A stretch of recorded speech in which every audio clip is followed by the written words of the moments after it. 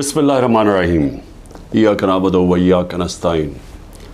मेरे पाकिस्तानियों, जो बजौड़ का हादसा हुआ और अभी तक हमें पूरी तरह ये भी नहीं पता कि जो ज़ख्मी हैं उनमें से कितने बचेंगे, क्योंकि बड़े बुरे ज़ख़म हैं उनके। लेकिन हमें इतना पता है कि 50 पाकिस्तान के शहरी शहीद हो चुके हैं और इसका जो फॉल आउट है, मैं उसके ऊपर आज बात करना चाहता हूँ कि इसके जो असरात सारे पुराना कबायली इलाका और उसके बाद पख्तूनख्वा के अंदर जो असरात जा रहे हैं, मैं उसके ऊपर बात करना चाहता हूँ। हमें यह पता चल गया है कि ये जो हमला हुआ था, ये जो बम धमाका, दहशत गर्दी जो हुई थी, ये आइसिल ने की थी, जो दाइश जिसे कहते हैं, ये टीटीपी ने नहीं की थी। और इसके ऊपर चंद दिन पहले अमेरिका का सदर जो बाइडेन ने कहा कि जो सबसे बेहतरीन तरीके से आइसिल का मुकाबला कर रहे हैं वो है तालिबान गवर्नमेंट। यानी वो प्रेसिडेंट जो इनका मुखालिफ है अफ़गानिस्तान के तालिबान हुकूमत का, उसने अमेरिका में बयान दिया है कि जो इस वक्त जो दहशतगर्द ग्रुप है आइसिल, इसका जो सही माने में इस वक्त जो उसको ख़त्म कर रहे हैं वो है तालिबान गवर्नमेंट। अब मैं ये इसलिए आपके सामने कह रहा हूँ कि मैंने आज एक बयान पढ़ा है जिससे मुझे खौफ भी है और मुझे हैरत है कि हमारे मुल्क में किस तरह के लोग ऊपर ला के हमारे मुसल्लत किए गए हैं जनरल बाजवा ने। क्योंकि अब तो वाज़ेह हो गया ना, फिर से मैं याद करा दूं कि जो ख्वाजा आसिफ ने बयान दिया है वो तो वाज़ेह हो गया ना कि ये पूरी साजिश कर रहा था जनरल बाजवा आते साथ ही। पहले हमें सीटें पूरी नहीं लेने दी ताकि हम बिल्कुल एक कमज़ोर कोalition गवर्नमेंट बने, और उसके बाद आते साथ ही हमारे गिराने के प्लान बन गए थे। तो उसने इन्हीं को लेके आए, ये जो अब आपके सामने हुकूमत बैठी हुई है, जिसने पाकिस्तान का माशी कत्ल कर दिया है। आवाम से आज पूछें, तनख्वाहदार लोगों से पूछें कि अभी जो पेट्रोल और डीज़ल की कीमतें बढ़ाई हैं, सवाल इनसे पूछें कि हमारे दौर में तो तेल इंटरनेशनल मार्केट में $110 बैरल पे पहुंच गया था और अब वो $80 या उससे कम है। तो हम ₹150 लीटर पे दे रहे थे, तो आज ये हर वक्त जो कीमतें बढ़ती जा रही हैं 270 पे पहुंच गई हैं। क्या वजह है इसकी? तो ये तो अलग बात है, क्योंकि महंगाई इस वक्त लोगों को, ख़ास तौर पे बिजली के बिल, ये अब आम लोगों की पहुंच से बाहर हो गए हैं। लेकिन और इसका ज़िम्मेदार वो आदमी है जिसने साजिश करके एक गवर्नमेंट को गिराया और अपने ज़ाती मफादात के लिए, एक्सटेंशन के लिए इन लोगों को ऊपर लेके आया जो 30 साल से इस मुल्क को भी लूट रहे थे और उन्होंने इस मुल्क को उधर पहुंचाया कि बांग्लादेश भी आगे निकल गया। हिंदुस्तान इनके दौर में आगे निकला, उसके बाद बांग्लादेश भी पाकिस्तान से आगे निकल गया। तो मैं बजौड़ पे फिर आता हूँ। सवाल ये है कि आज जो बिलावल की स्टेटमेंट आई है कि हम अफ़गानिस्तान के अंदर जाके भी दहशतगर्दों के पीछे उनके पीछे जा सकते हैं, हमला कर सकते हैं।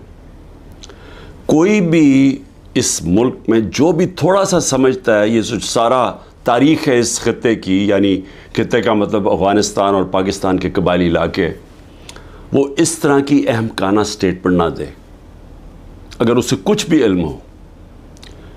क्योंकि एक अफ़गानिस्तान की वो हुकूमत आई जब अमेरिका वहाँ से गया अगस्त 2021 में, तो याद रखें कि वो पाकिस्तान की सबसे ज़्यादा प्रो अफ़गान हुकूमत थी, क्योंकि पाकिस्तान ने तालिबान और अमेरिका के बीच में डायलॉग करवाया। पाकिस्तान वो मुल्क था जिसके सबसे ज़्यादा ताल्लुकात थे और सबसे ज़्यादा जो करीब थे सारी दुनिया के, बल्कि इर्द गिर्द भी हमसायों से, वो पाकिस्तान था। और उन्होंने हमारे साथ पूरी हिमायत का ऐलान किया कि वो जो उधर से अफ़गानिस्तान से दहशतगर्दी आ रही थी गनी हुकूमत के दौरान में, जिसमें आईएसएल भी थी, जिसमें टीटीपी भी थी, जिसमें बीएलए भी था, इन्होंने उन्होंने फ़ैसला किया हम आपकी पूरी तरह मदद करेंगे। बदकिस्मती से हमें इतना टाइम नहीं मिला, हमारी हुकूमत चली गई, और उसके बाद ये जो लोग आए ऊपर बैठे हुए, इन्होंने सोचा ही नहीं, इस तरफ टाइम ही नहीं दिया।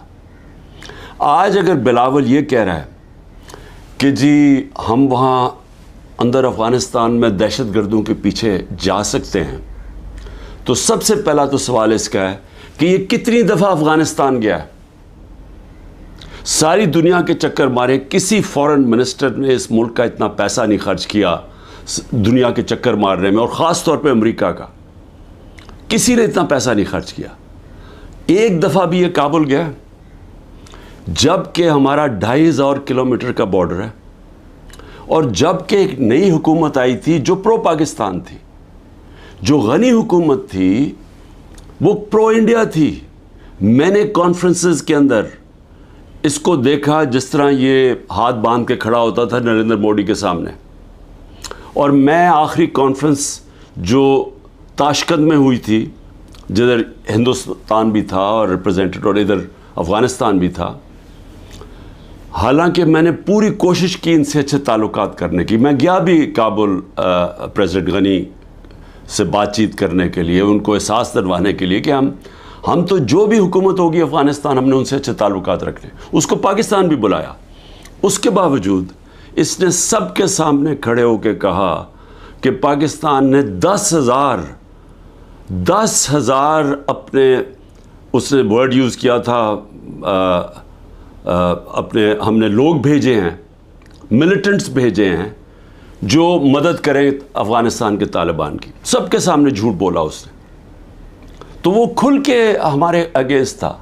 उनका जो सिक्योरिटी एडवाइज़र था, वो हर रोज़ पाकिस्तान के ख़िलाफ़ स्टेटमेंट देता था।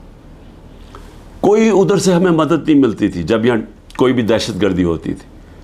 तो ये जब हुकूमत चेंज हुई तो हमें तो उन्होंने पूरी कोऑपरेशन का कहा, और हमें उस वक्त चाहिए था कि हम पूरा फ़ायदा उठाते और जो भी हमारे मसले हैं अफ़गानिस्तान के, हम सॉर्ट आउट कर लेते। और वो तैयार थे। जब से ये हुकूमत आई है, इनको टाइम ही नहीं मिला। मैं फिर से कहता हूँ कि ये हर वक्त, हर दूसरे दिन अमेरिका पहुँचा होता है बिलावल। ये कितनी दफ़ा काबुल गया।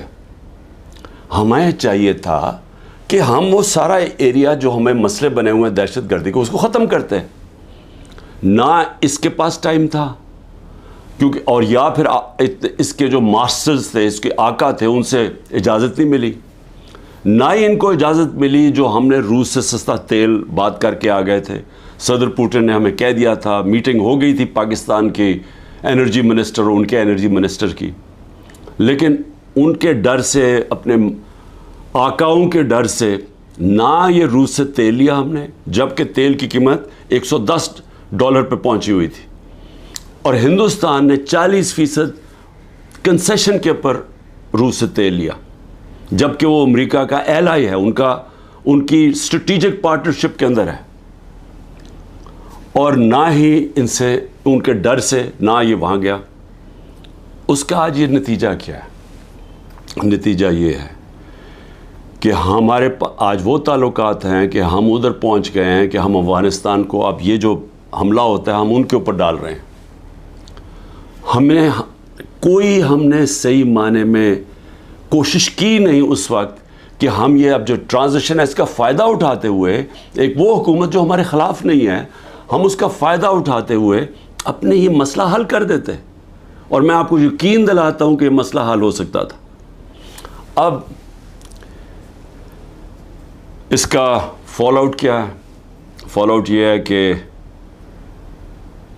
मौलाना फजल रहमान ने स्टेटमेंट दी। फजल रहमान कहता है कि जी हमारी एजेंसीज सोई हुई थी। फजल रहमान साहब, जब हम इतनी देर से कह रहे हैं कि जो 636 पख्तूनख्वा के अंदर दहशतगर्दी के वाक़े हुए हैं, हम कहते जा रहे हैं कि एजेंसीज़ का टाइम बजाय इंटेलिजेंस, असल में तो दहशतगर्दी इंटेलिजेंस एजेंसीज लड़ती हैं। बजाय उधर टाइम देने के वो तो सिर्फ तहरीक इंसाफ को ख़त्म करने की कोशिश में थे।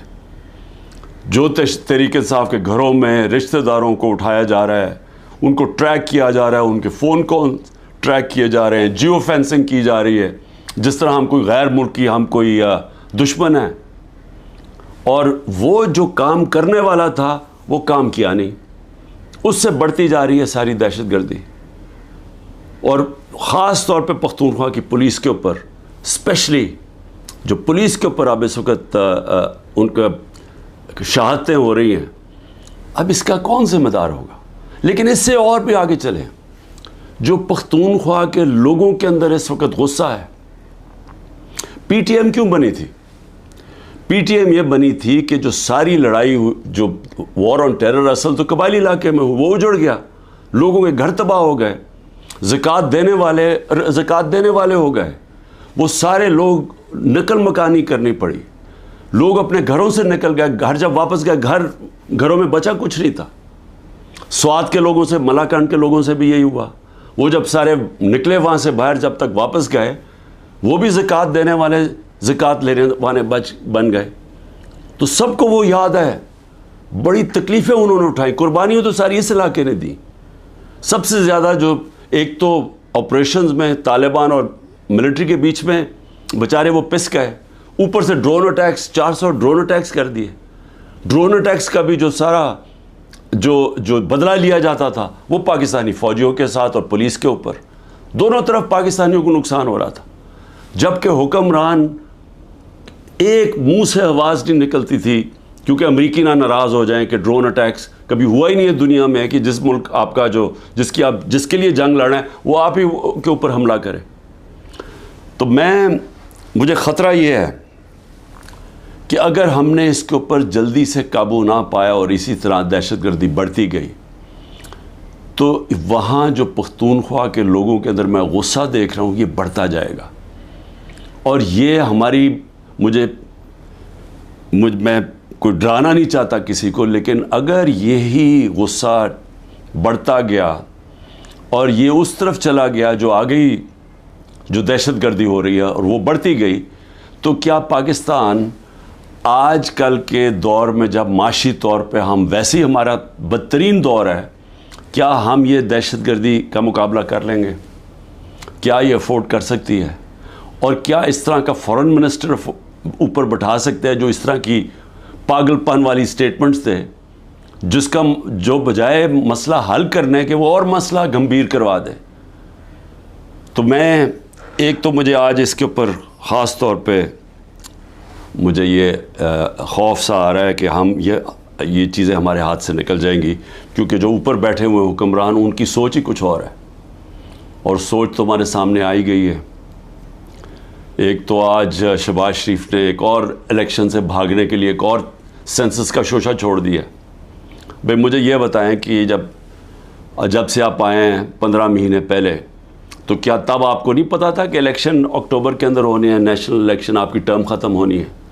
तब आपको नहीं पता था कि ये जो सेंसस जो भी हमने करना उससे पहले करें?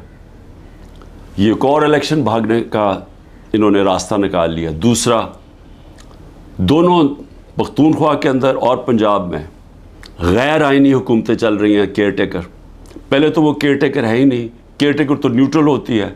वो तो इन्होंने अपनी ये एक नून लीग चला रही है पंजाब, और दूसरा वो फजलुर रहमान और वो ANP चला रही है पख्तूनख्वा। ये तो केयर टेकर है ही नहीं।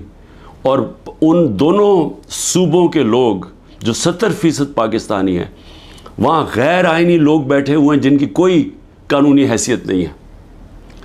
अब ये कोशिश कर रहे हैं कि मज़ीद और ये ऊपर बैठे रहें, और ये एक शोशा इसका, और ये कि जनाब हम सेंसस करवाना चाहते हैं, सिक्योरिटी का भी शोशा बना लेंगे। पंजाब की 14 मई की इलेक्शन उन्होंने इसलिए नहीं करवाई, हमारे पास पैसे नहीं है जी। पैसे MNAs को रिश्वत देने के लिए बहुत पैसे हैं, लेकिन हमारे लिए पैसे नहीं है इलेक्शन करवाने के लिए, 20 अरब रुपया नहीं था। और अब जो मुझे नज़र आ रहा है, ये फिर कोशिश करेंगे कि किसी ना किसी तरह इससे निकलें, और लोगों को फिर ये जो रद्द-ए-अमल आना है उसके लिए ये तैयारी कर रहे हैं।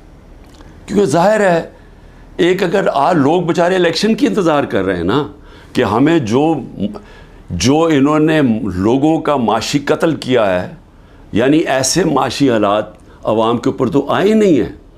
सारे जो माशी इंडिकेटर्स हैं वो पाकिस्तान की तारीख के सबसे बुरे हैं।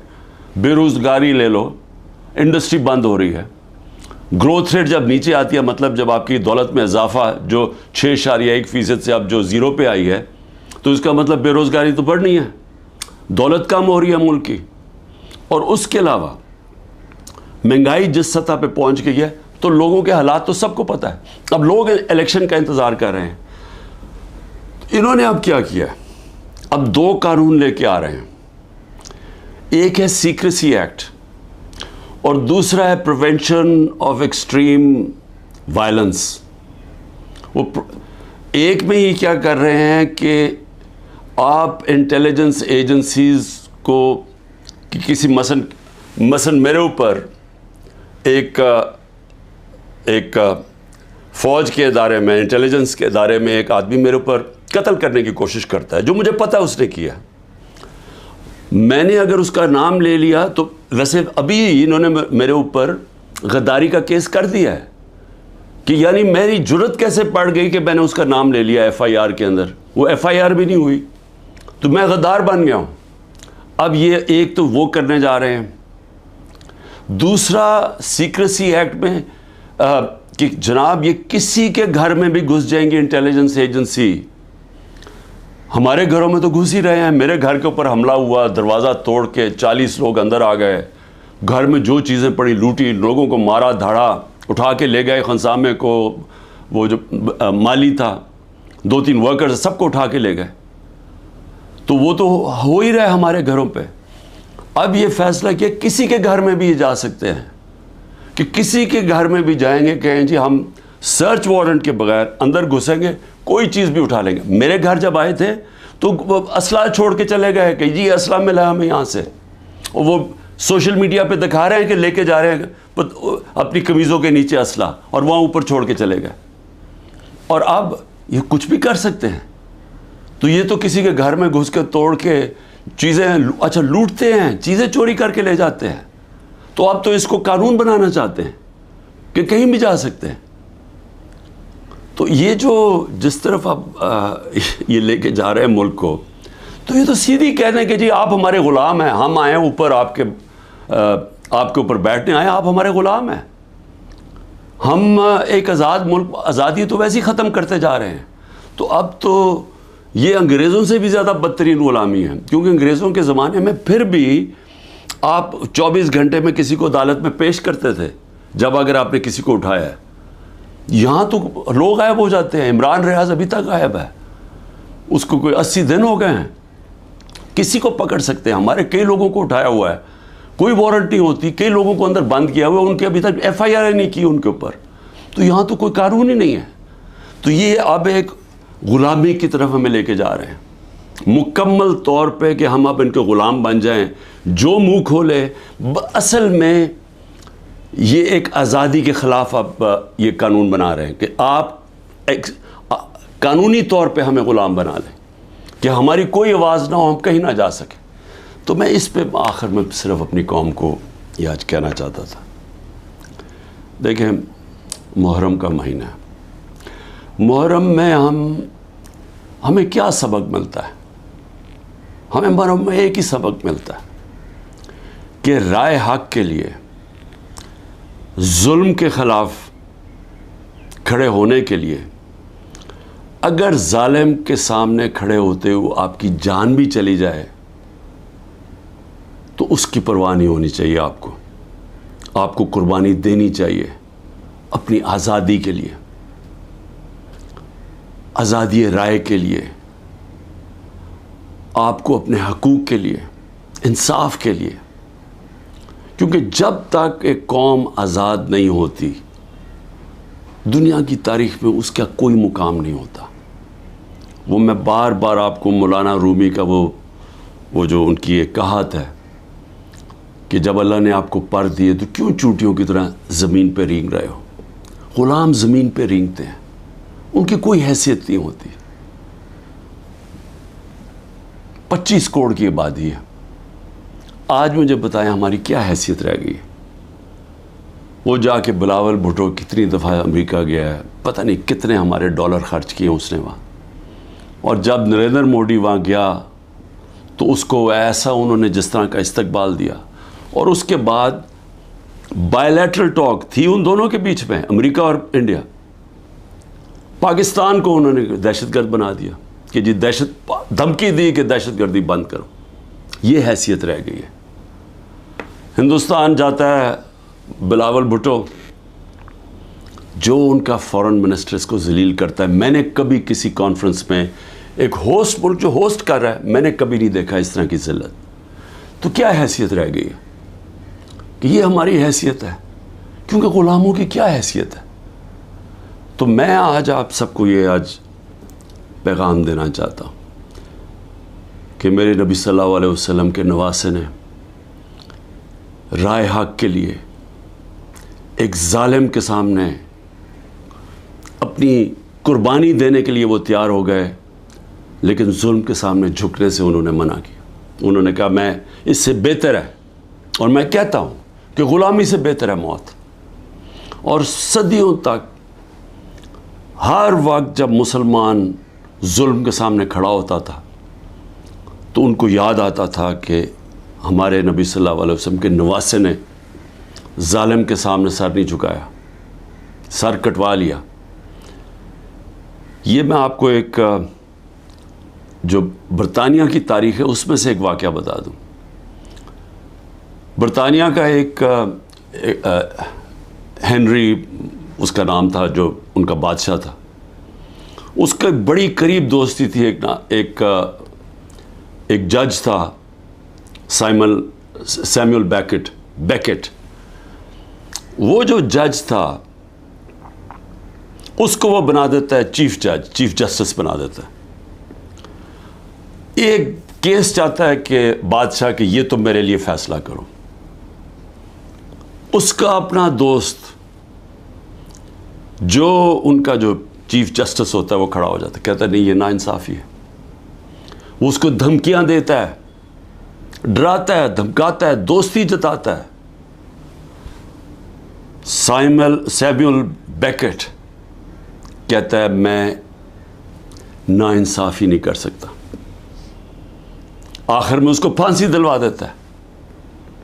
वो पीछे नहीं हटता, मरने के लिए तैयार हो जाता। बरतानिया के जज सारा जस्टिस सिस्टम याद रखता है उस आदमी को। सदियों तक जब भी जज खड़ा होता था तो उसके भी जहन में आता था कि सैमुअल बेकेट था। पाकिस्तान में जजेस देखे, हमारे जजेस जस्टिस कॉर्नेलियस मुसलमान तो नहीं थे। सब जुडिशरी उनको याद करती है, रिस्पेक्ट करती है। सबको पता था कि इंसाफ के लिए खड़े होते हैं। आज भी वही दिन है।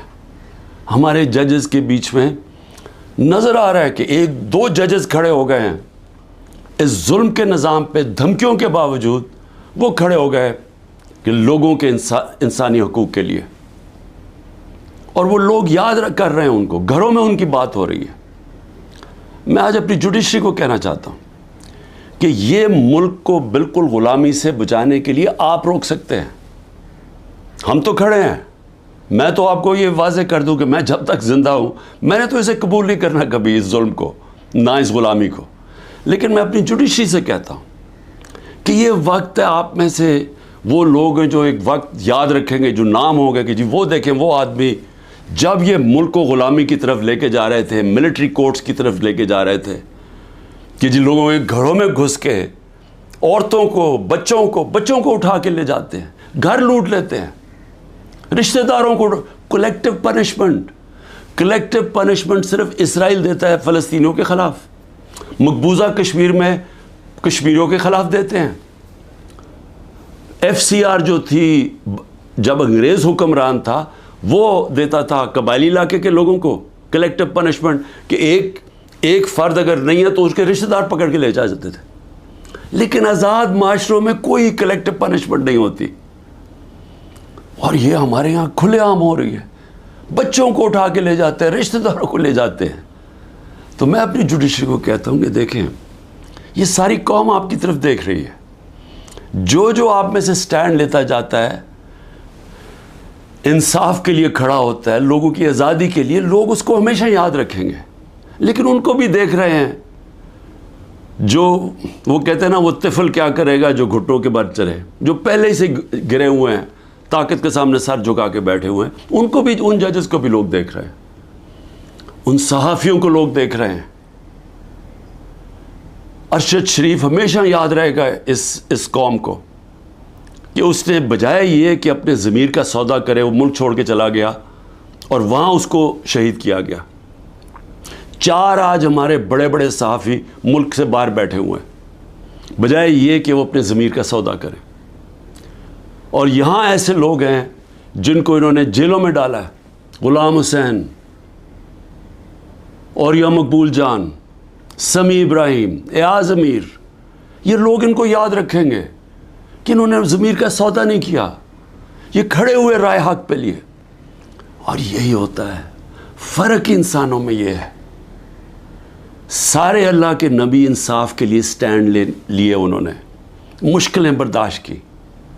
हमारे नबी सल्लल्लाहु अलैहि वसल्लम कितनी मुश्किलें बर्दाश्त की उन्होंने मक्का में, जब उनकी आज़ादी राय ली गए कि एक खुदा है, कितनी मुश्किलें उन्होंने उठाई। लेकिन हम हमेशा उनको, और हमें अल्लाह कहता है उनके रास्ते पे चलो, और हम यहाँ जुल्म के सामने घुटने टेक के बैठे हुए हैं और देख रहे हैं तमाशा कि सारा मुल्क का ऊपर गंद ऊपर बैठा दिया, और हमें कह रहे हैं कि जी अगर आप मुंह खोलेंगे तो आपके घर तोड़ देंगे, आपको जेलों में डाल देंगे, आपको मिलिट्री कोर्ट्स में ट्राई करेंगे, और हम हमें डरा के जनाब के भेड़ बकरियों की तरह हमें रखना चाहते हैं। ये है वक्त स्टैंड लेने का। और मैं सबसे ज़्यादा आखिर में अपनी पार्टी का, कि मेरी पार्टी का ये मुश्किल वक्त जो आया, एक तरह मैं अल्लाह का शुक्र करता हूँ कि मुझे पहली दफ़ा नज़र आया अपने लोगों का कि कौन कितने पानी में था, किसका कितना नज़रिया था, कौन अपॉर्चुनिस्ट थे, और जिनको मैं बिल्कुल नहीं समझ रहा था कि वो ऐसे स्टैंड लेने के काबिल हैं, खड़े हो गए। वो मुश्किल वक्त के सामने खड़े हो गए। मेरी नहीं, वो नेचुरल लीडर्स बन रहे हैं अब। और इंशाल्लाह इस पार्टी में मैं इलेक्शन करवाऊंगा पहले मौके पे। नेशनल लीडरशिप, नेचुरल हमारी पॉलिटिकल लीडरशिप निकलेगी, और ये होगी इंशाल्लाह वो असल तहरीक इंसाफ जो इस मुल्क के अंदर, जो 27 साल पहले मैं निकला था, इंसाफ का, अदल और इंसाफ इस मुल्क में सबसे पहले कायम करेंगे, फिर ये मुल्क खुशहाल होगा। वो इंशाल्लाह वो लीडरशिप निकल रही है। पाकिस्तान जिंदाबाद।